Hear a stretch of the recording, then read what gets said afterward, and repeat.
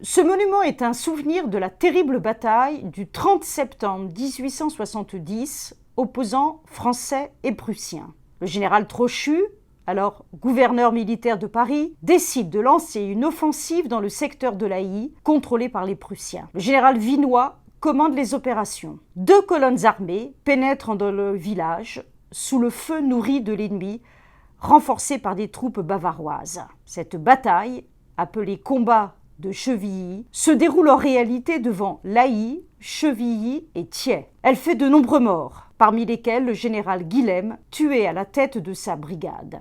Inhumé provisoirement à Rungis, il bénéficie par la suite de grandioses funérailles aux Invalides avant d'être enterré au cimetière du Montparnasse avec d'autres officiers morts durant le siège de Paris. Depuis 1875, une rue du 11e arrondissement de Paris porte son nom. À l'Ailly, une colonne brisée de marbre noir est édifiée en plein milieu des champs par le 35e régiment d'infanterie de ligne qui participe activement à la bataille. Elle est dédiée à la mémoire de leurs camarades et du général Guilhem, tombé sous le feu de l'ennemi le 30 septembre 1870.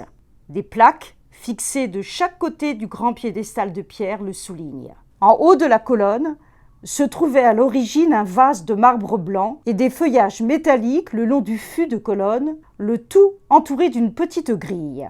Aujourd'hui, il ne subsiste plus, rue Paul-Auchard, que la colonne sur un morceau du piédestal, ultime vestige d'un moment fort de la guerre de 1870 sur notre territoire.